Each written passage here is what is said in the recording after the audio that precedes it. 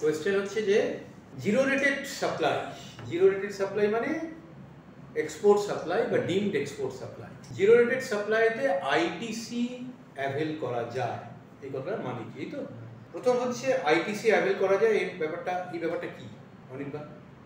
Input tax ক্রেডিটটা পাওয়া যাবে, পাওয়া যাবে কিনা সেই হিসাবে করার জন্য পাওয়া যাবে, সেটা কেন? তা এই যে ইনপুট ট্যাক্স ক্রেডিট পাওয়া যাবে, এই ইনপুট ট্যাক্স ক্রেডিট আমরা কি কাজে লাগাই?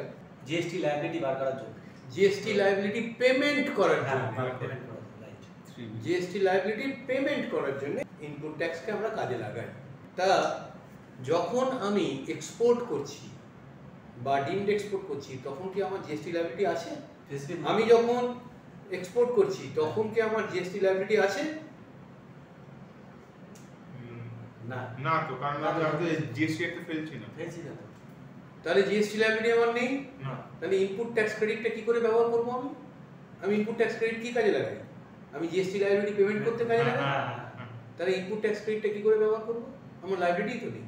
তাই বলে দিল যে ইনপুট ট্যাক্স ক্রেডিট অ্যালাউড, তাহলে কি হবে? তাহলে কি মানে জিএসটি 1টাকে মানে আমি সাবমিট করলাম, এবার করার পরে মানে যেই লায়াবিলিটিটা আমার তাহলে পুরোটাকে আমি নিতে পারবো? কি করতে পারবো? মানে পুরোটাই কি আমি করতে পারবো, নিতে পারবো?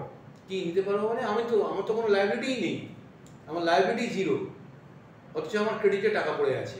হ্যাঁ, ওই তোমার পেমেন্ট। আমি যখন প্রোডাকশন করেছি, যেটা রাজাবু বলছিলেন, আমি যখন প্রোডাকশন করেছি তখন তো আমাকে ইনপুটস প্রকিওর করতে হয়েছে। সে সার্ভিস হতে পারে বা গুডস হতে পারে, ইনপুট প্রকিওর করতে হয়েছে। তা ইনপুট প্রকিওর করতে গিয়ে আমাকে জিএসটি পেমেন্ট করতে হয়েছে। তাহলে এই জিএসটিটা আমি কি কাজে লাগাবো? তাহলে আমার তো কোনো আউটপুট লায়াবিলিটি নেই, আমি কি কাজে লাগাবো? তাহলে এই কথাটার মানে কি যে আইটিসি অ্যালাউড? এই কথাটার মানে হচ্ছে আমি রিফান্ড চাইবো। আইটিসি যে ক্রেডিটটা আমার অ্যাভেলেবেল ওটা আমাকে ফেরত দাও। এটা একমাত্র আইটিসি রিফান্ড হয় এই এক্সপোর্টের ক্ষেত্রে বা ডিমড এক্সপোর্টের ক্ষেত্রে। সেটা আপনি 3B তে গিয়ে কোথায় কি বলেছিলেন একটা? ওটা তো পরে শেখাবেন স্যার। এখানে 3B প্রশ্ন আসছে না। আইটিসি রিফান্ড চাইবো ডিমড এক্সপোর্ট। এখানে হচ্ছে ডাইরেক্ট, এখানে আমার জিএসটিটা আমি যখন জিএসটি ক্যারি ফরওয়ার্ড করব প্রত্যেক কোয়ার্টারে প্রত্যেক মান্থেই যদি আমি 3টা বিল করি, তাহলে এসি বন্ধ করবো না না না, প্রত্যেক কোয়ার্টারেই আমি প্রত্যেক মান্থেই যখন আমি রিটার্নটা সাবমিট করব তখন কি হবে? তখন আমার আইটিসি ক্যারি ফরওয়ার্ড হতে যাবে, তাহলে সারা বছরে আমার টোটাল আইটিসি কত পাওনা হলো। এবার সেটা আমি রিফান্ড অ্যাপ্লিকেশন করে দেবো। সেটা কি মানে ইয়ারলি গিয়েই করতে হবে, মানে বছরের মাঝখানে করা যাবে? কি করে করবো? আমার বছরের শেষে যদি কোনো আমি যদি কোনো ডোমেস্টিক সাপ্লাই করি, আমি তো শুধু এক্সপোর্ট নাও করতে পারি, হঠাৎ আমি ডোমেস্টিক অর্ডার একটা পেয়ে গেলাম, তখন তো আমার আউটপুট লায়াবিলিটি চলে আসবে। এক্স্যাক্টলি ওই 9 এর আগে করে দিতে হবে না স্যার?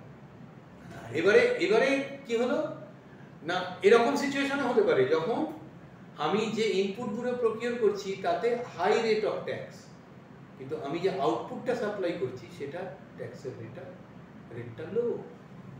ইনপুট যখন প্রকিওর করছি তখন 80%, 28% দিয়ে আমি করছি, কিন্তু আমি যে আউটপুট আমি এক্সাক্ট এখানে একদম এক্সাম্পল দিয়ে বলতে পারছি না, কিন্তু এরকম সিচুয়েশন হতে পারে যে আমি যখন আউটপুটটা সাপ্লাই করছি তখন সেটাতে কিন্তু আমার